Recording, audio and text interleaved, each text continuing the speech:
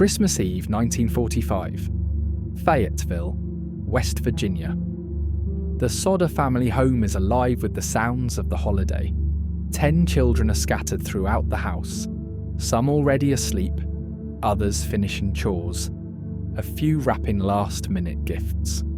George and Jenny Sodder, the parents, are preparing for midnight mass. At 1 a.m, Jenny is woken by a loud bang on the roof and the sound of something rolling across the shingles. She looks out the window. Nothing. She goes back to sleep. At 1:30 a.m, the house is on fire. By dawn, the house is ash, and 5 of the Sodder children, Morris, Martha, Louis, Jenny, and Betty, are missing. The fire marshal rules it an accident. The chief of police says the children's bodies were completely cremated in the blaze. But George Sodder is an immigrant from Italy who survived World War I. He knows fire, he knows physics, and he knows something the authorities refuse to acknowledge. House fires don't burn hot enough to cremate human remains, especially not 5 children, leaving absolutely no trace. No bones, no teeth, no metal from belt buckles or shoe grommets. Nothing. For 42 years, George and Jenny Sodder searched for their children. They never stopped believing they were alive, and the evidence they uncovered suggests they may have been right. Welcome to 404, Mystery Found, where we investigate history's greatest unanswered questions. Tonight we are pulling the case of a fire that destroyed a family and the mystery that consumed the rest of their lives. So settle in. What you are about to hear is not a campfire story. These are documented forensic mysteries where every clue leads to a dead end and every answer only raises a darker question. Act 1. The Fire and the Impossible, Disapperance. Let me set the scene with precision because every detail matters.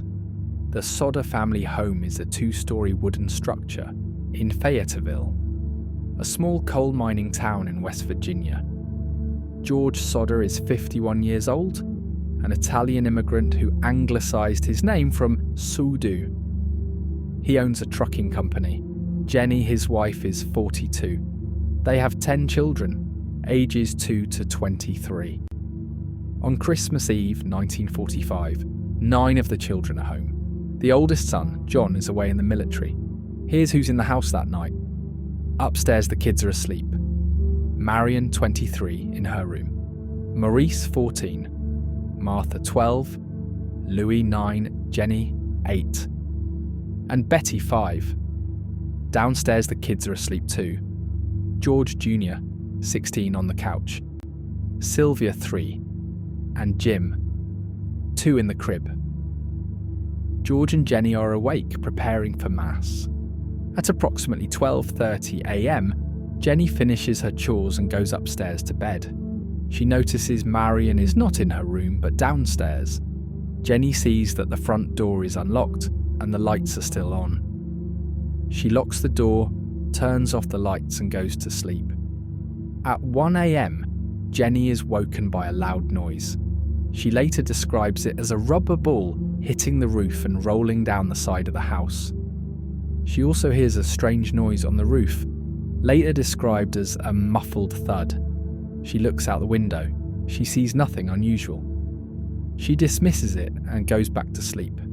At 1:30 a.m, Jenny wakes again. This time, the house is filled with smoke. She screams. George wakes. They rush into the hallway. Flames are consuming the downstairs. The staircase leading to the second floor is already engulfed. George tries to reach the children upstairs but is driven back by heat and smoke. Marion, who had fallen asleep downstairs on the couch, wakes and escapes through the front door. George Jr. wakes and follows her. Sylvia is carried out by Jenny. George grabs 2-year-old Jim from his crib. But the 5 children upstairs, Maurice, Martha, Louis, Jenny and Betty, are trapped. George runs outside. He tries to re-enter through a window. The ladder he keeps against the house for maintenance is missing. He runs to get his truck to drive it beneath a second-floor window so the children can jump. The truck won't start. It had been running perfectly the day before. He runs to his neighbour for help.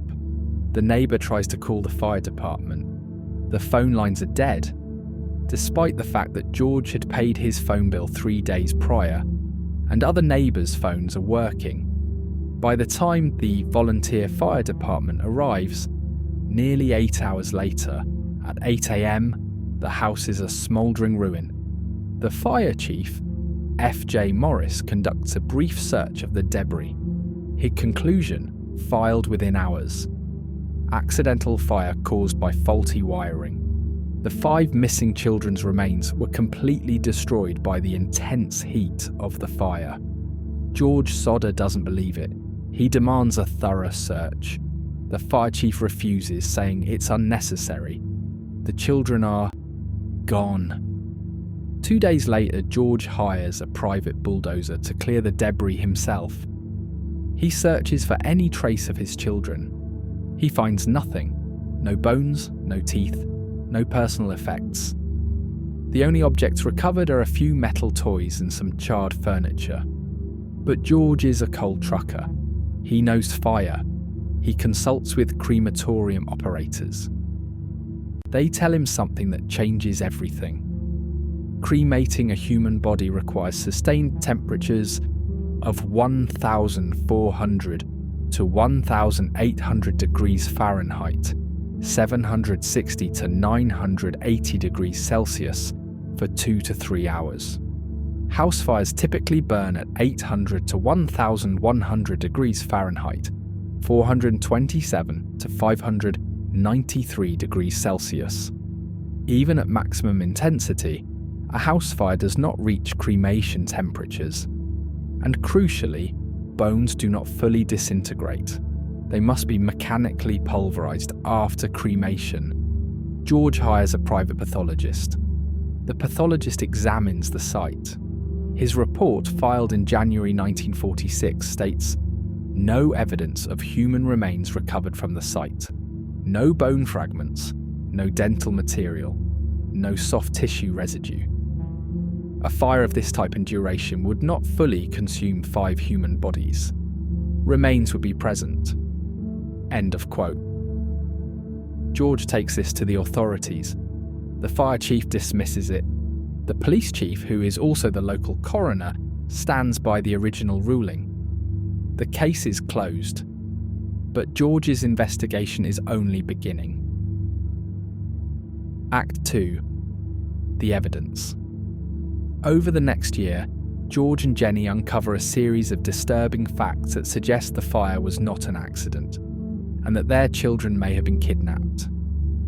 Evidence number 1. The missing ladder. George's ladder, a heavy wooden extension ladder, was always kept against the side of the house.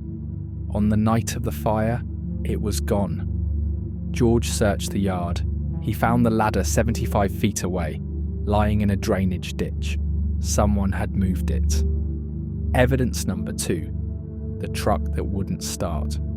George's truck had been serviced 3 days before the fire. It was in perfect working order. On the night of the fire, it wouldn't start. The next morning, George tried again. It started immediately. A mechanic later examined it and found the electrical coil had been tampered with, deliberately disconnected and then reconnected. Evidence number 3. The cut phone lines. The phone lines to the Sodder house were found to be cut, not burned but cut with a sharp tool. The phone company confirmed this, yet the official report stated the fire destroyed the phone lines. Evidence number 4. The delayed fire response. The volunteer fire department was located less than 2 miles from the Sodder home. George's neighbour called them at 1:45 a.m. They did not arrive until 8 a.m, over 6 hours later. Fire Chief Morris later claimed he never received the call and was only notified at 7:30 a.m. But other witnesses confirmed the 1:45 a.m. call was made. Evidence number 5. The witnesses. In the weeks following the fire, several townspeople came forward with strange sightings. A bus driver reported seeing a group of children matching the Sodders' description in a car with out-of-state license plates on the morning after the fire, heading toward Charleston. A woman at a diner 50 miles away claimed she served breakfast to 4 children who looked frightened and were accompanied by 2 Italian-speaking men. A local hotel clerk said a man checked in with several children the night of the fire, paying cash and leaving before dawn. None of these sightings were investigated by police. Evidence number 6. The threats. George Sodder had enemies. He was outspoken against Mussolini and Italian fascism during World War II. He was a successful businessman in a town where many resented immigrants. In the months before the fire, an insurance salesman, after George refused to buy additional coverage, told him, "Your goddamn house is going up in smoke and your children are going to be destroyed." A local man, allegedly connected to organised crime, warned George, "Your house is going to burn and you're going to pay for your big mouth." Both men were questioned by police. Both had alibis. The threats were dismissed as coincidences. Evidence number 7. The object on the roof. Jenny's testimony about the rubber ball sound was initially ignored. But in 1949, a man came forward. He'd been driving past the Sodder house around 1 a.m. on Christmas Eve. He saw a flare or incendiary device on the roof of the house. He didn't stop. He assumed it was a Christmas decoration. He only realised its significance after reading about the fire. George hired an arson investigator. The investigator's theory: someone threw a Molotov cocktail or similar incendiary device onto the roof to start the fire, then sabotaged a ladder, truck and phone lines to prevent rescue and delay the fire department. Evidence number 8. The liver. In April of 1946, a local man digging in a field near the Sodder property found a strange object. It was a partial human liver in an advanced state of decomposition. He brought it to the Sodders. George took it to a pathologist for analysis. The pathologist's report stated the object is a beef liver, not human. Estimated age, 4 to 6 months, consistent with being buried and later exposed. End quote. George believed it was planted, possibly by someone trying to close the case by providing fake evidence of death. Act 3. The Search and the Sightings. For the next 42 years, George and Jenny Sodder never stopped searching. They spent their life savings on private investigators, advertisements, and travel. In 1947, they erected a billboard along Route 16 near their home. The billboard featured photos of the 5 missing children and offered a $5,000 reward, eventually increased to $10,000 for information. The billboard stood for 40 years. The family received hundreds of tips. Most were dead ends, but a few were chilling. Tip number 1. The photo.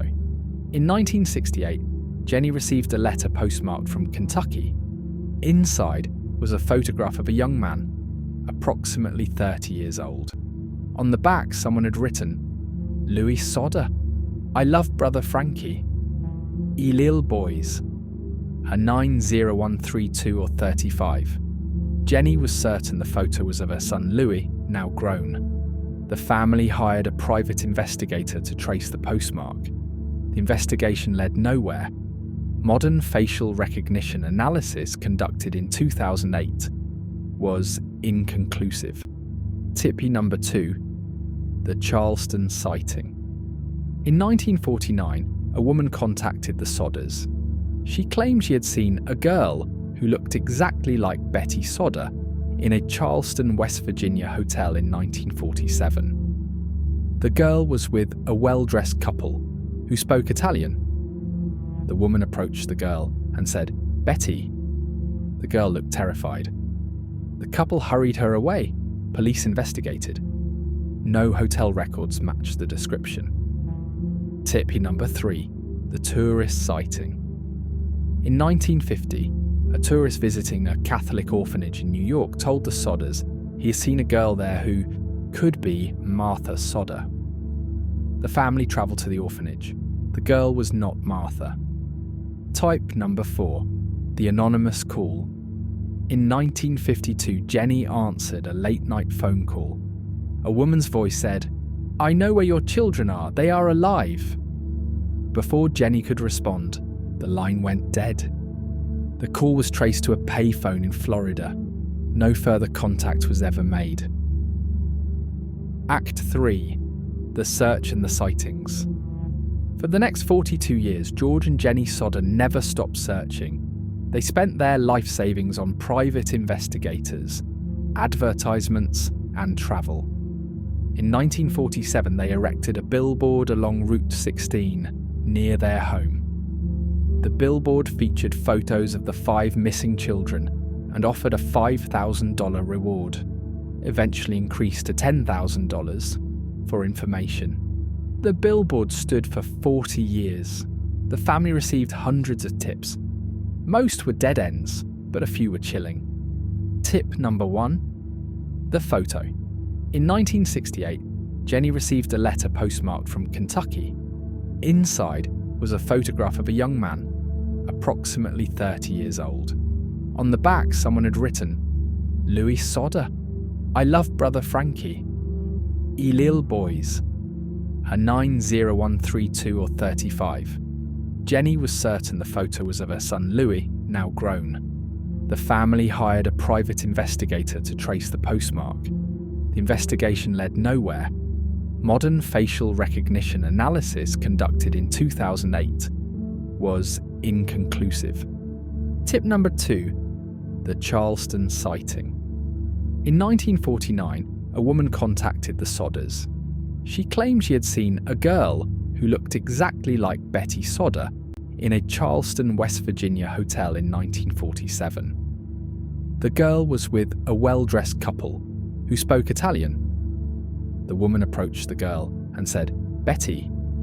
The girl looked terrified. The couple hurried her away. Police investigated. No hotel records matched the description. Tip number 3. The tourist sighting. In 1950, a tourist visiting a Catholic orphanage in New York told the Sodders he had seen a girl there who could be Martha Sodder. The family travelled to the orphanage. The girl was not Martha. Tip number 4. The anonymous call. In 1952, Jenny answered a late-night phone call. A woman's voice said, "I know where your children are. They are alive." Before Jenny could respond, the line went dead. The call was traced to a payphone in Florida. No further contact was ever made. Act 4. The theories. By the 1960s, the Sodder case had become a regional legend. Theories proliferated. Theory number 1. Mafia kidnapping. George Sodder's outspoken criticism of Mussolini had made him enemies in the local Italian-American community, some of whom had ties to organised crime. The theory suggests the children were kidnapped as punishment and sold or placed with families in other states. The fire was set to cover the abduction. Theory number 2. The Smithsonian cover-up. In 1949, George received a tip that a museum in the Smithsonian had unidentified remains of children from a 1945 fire. He contacted the Smithsonian. They denied any such records existed. Theory number 3. The Sicilian connection. In 1967, a private investigator told the Sodders he had traced one of the children to Sicily, Italy, where they had been raised by a distant relative of George's. The investigator demanded $10,000 to provide proof. George paid. The investigator disappeared. Theory number 4. They died in the fire. The official explanation, but it requires believing that 5 bodies completely disintegrated in a house fire, leaving no trace, a physical impossibility according to every expert consulted. George Sodder died in 1969. Jenny died in 1989. Neither ever stopped believing their children were alive. The billboard came down in 1989. The house site is now an empty lot, marked only by a small memorial plaque. In 2008, the youngest surviving Sodder sibling, Sylvia, gave an interview. She was 3 years old on the night of the fire. She remembered her mother screaming. She remembered being carried into the cold.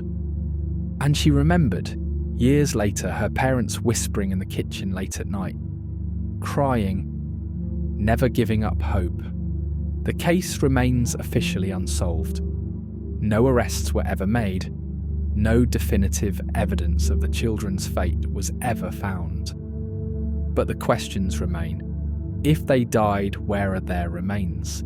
If they were taken, who took them? And why? Thank you so much for listening. Be sure to hit the like and subscribe button so you won't miss our next real-life mystery. Until next time.